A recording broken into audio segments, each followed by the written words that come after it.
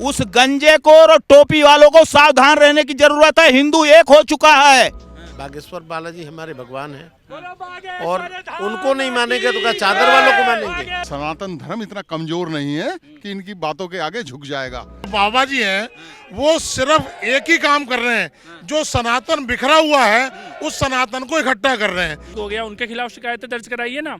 जो पानी की पिचकारी मार के मौलाना भूत भगाने की बात कर रहे हैं, उनके खिलाफ शिकायत दर्ज करें। यहाँ तो ऐसा कुछ हो ही नहीं रहा है। तो कहते हैं भगवान हम है ही नहीं, हम तो आम इंसान हैं। हमारे लिए भगवान है। पर श्याम मानव जी जो आज वो खुला चैलेंज दे रहे हैं, जाने के बाद दिए हैं, अगर उनके अंदर सत्यता थी, उन्होंने हिंदुओं का खून था उनके अंदर, तो उनसे कोई दुश्मनी नहीं थी। वो भरे दरबार में आ जाते और उनको अगर गुरुजी हमारे नहीं बता देते, उस टाइम हम आप लोग हमारे गुरु की बुराई करते। क्यों आरोप लगाया जा रहा है उन पर? अरे सर, यही हिंदुओं में उनका श्याम मानव का गुरु कौन है आप बताइए।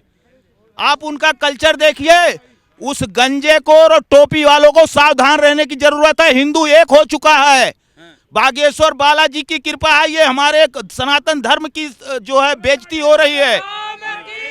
लोग धीरेन्द्र कृष्ण को टारगेट नहीं कर रहे हैं, लोग बालाजी को टारगेट कर रहे हैं, और उसके लिए जान भी देना पड़े तो हम देने के लिए तैयार हैं।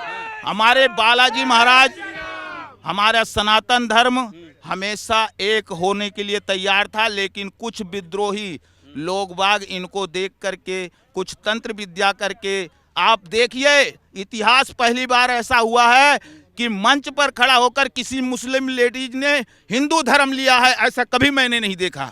बागेश्वर धाम के जो पंडित धीरेन्द्र शास्त्री उनके समर्थन में आए हुए हैं, क्या बात है? देखिए, जिस प्रकार से एक श्याम मानव नाम के एक शख्स ने, मैं पहले तो कहूँ अगर उनके नाम के बारे में, श्याम मानव उनका नाम है, मानव नहीं दानव हैं वो। और जिस प्रकार से उन्होंने ये आरोप लगाए हैं बाबा के ऊपर, और जब बाबा ने उनको ललकारा कि आप आ जाओ, मैं अभी दूध का दूध और पानी का पानी कर देता हूँ, तो वो आज तक दिखाई नहीं दे रहे हैं वहाँ पर।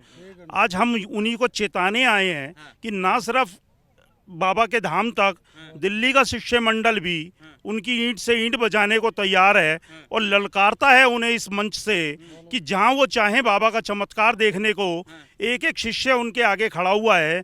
और इस प्रकार का भ्रम उनको फैलाना बिल्कुल नहीं देगा, और उनको जगाने के लिए और हिंदुओं को धर्म के लिए, जाति के लिए, समाज के लिए जोड़ने के लिए हम आज यहाँ एकत्रित हुए हैं। आप सरकार है, मैं बागेश्वर धाम सरकार के साथ हूँ, क्या वजह है? मैं बागेश्वर धाम सरकार के साथ इसलिए हूँ क्योंकि वो मेरे भगवान है।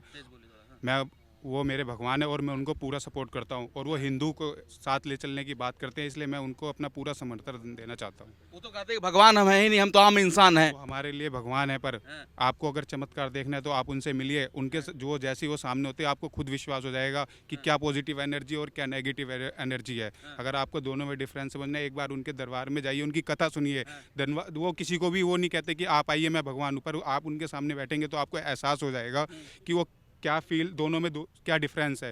बागेश्वर बालाजी हमारे भगवान हैं और उनको नहीं मानेंगे तो क्या चादर वालों को मानेंगे, उनको नहीं मानेंगे तो क्या फादर को मानेंगे। हम फादर और चादर वाले को नहीं मानते। हम बागेश्वर धाम के पुजारी हैं, हम बालाजी महाराज के पुजारी हैं, सनातन धर्म को मानने वाले लोग हैं। हम सनातन धर्म में रहेंगे। ये सनातन धर्म को बदनाम करने की एक साजिश है। और रही जिस प्रकार से प्रमाण मांग रहे, बाबा ने सीधा बोला हमारे दरबार में आओ, इनके पास क्या इन्हें प्रमाण देने की आवश्यकता है। सनातन धर्म इतना कमजोर नहीं है कि इनकी बातों के आगे झुक जाएगा। ये अधर्मी लोग हैं और अधर्म के आगे धर्म कभी नहीं झुका करता। धर्म एक ही है, सनातन धर्म, और वो हमेशा रहेगा। सरकार के समर्थन में आप क्या कहिए? बागेश्वर धाम के सरकार के समर्थन में वो जो बाबा जी हैं वो सिर्फ एक ही काम कर रहे हैं, जो सनातन बिखरा हुआ है उस सनातन को इकट्ठा कर रहे हैं। और यही विधर्मियों का सबसे बड़ा जो छाती पे उनके सांप लौट रहा है वो समस्या है। और इसी वजह से ये बीबीसी ने जो इंटरव्यू चलाया ना, वो डॉक्यूमेंट्री चलाई है, ये उसी का अंग है। ये जिसका नाम आप बोल रहे हैं ना श्याम मानव, ये एक नंबर का चोर नहीं, इसको चोट्टा बोलते हैं। ये बोलता है कि बाबा जी 2 दिन पहले नागपुर से भाग गए। अरे भाई, उनका प्रोग्राम ही उतने टाइम तक था, बाबा जी क्यों भागेंगे? वो तो रायपुर में बैठे हुए। बागेश्वर धाम जी के समर्थन में तमाम सनातनी भाइयों से आप क्या अनुरोध कीजिएगा? बिल्कुल अनुरोध क्या, सनातनी सब एक साथ हो रहे हैं। बाबा जी हमेशा हर चीज में एक ही बात बोलते हैं कि सनातनियों जात पात को छोड़ के इकट्ठे हो जाओ। यही विधर्मियों की सबसे बड़ी समस्या है। सर नमस्कार, आप बागेश्वर धाम सरकार के समर्थन में आए हैं, क्या कहेंगे आप? सारा देश उनके समर्थन में है। केवल मुट्ठी भर लोग जो नहीं चाहते कि इस देश में धर्म परिवर्तन के बारे में चर्चा हो या लव जिहाद के बारे में चर्चा हो, केवल वही लोग विरोध कर रहे हैं, बाकी सब लोग समर्थन में हैं। लेकिन जो बार बार आरोप लगा रहे हैं अंधविश्वास पाखंड का, इस पर आप क्या आरोप राय है? खाली 25 दिसंबर के बाद लगने शुरू हुए। 25 दिसंबर से पहले तो कोई आरोप नहीं लगा। 25 दिसंबर को उन्होंने घर वापसी कराई आदिवासी भाइयों बहनों की, उसके बाद से आरोप लगाने शुरू कर दिए हैं। लव जिहाद के बारे में बात किया तो आरोप लगाने शुरू कर दिए हैं। ऐसे लोग वहाँ पर क्यों नहीं जा रहे शिकायत दर्ज कराने जहाँ पे बंदे बोल रहे हैं कि मैंने हालेलुया बोला और एड्स ठीक हो गया, हालेलुया बोला और टीबी ठीक हो गया, कैंसर ठीक हो गया। उनके खिलाफ शिकायतें दर्ज कराइए ना। जो पानी की पिचकारी मार के मौलाना भूत भगाने की बात कर रहे हैं, उनके खिलाफ शिकायत दर्ज कराइए। यहाँ तो ऐसा कुछ हो ही नहीं रहा है, तो यहाँ इन चर्चाओं का क्या मतलब है? आखिर बार बार सनातन पर ही क्यों प्रहार किया जा रहा है सर? देखिए, इस देश के कुछ मुट्ठी भर लोग हिंदू धर्मों का अपमान करते हैं, धर्म का, परंपरा का, आस्था का, त्योहारों का, हर चीज़ का अपमान करते हैं। उनका एजेंडा यही है। और ऐसे ही लोग आज बागेश्वर धाम सरकार जी के खिलाफ आरोप लगा कैसे रहे हैं। सबक सीखेंगे ये सभी? सारा देश एक है, उनको दिखाई दे रहा है सबक अपने आप। ये उनके बुझते हुए दिए की आखिरी फड़फड़ाहट है। बागेश्वर धाम के समर्थन में जनता से आप क्या कहेगा? अंतिम सवाल सर। जो भी धर्मगुरु, मठाधीश या कथावाचक धर्म के लिए चिंता कर रहे हैं, खिलाफ बोल रहे हैं और धर्म परिवर्तन के खिलाफ बोल रहे हैं, हम सबको उनके साथ खड़ा होना होगा। ये हमारी मजबूरी है।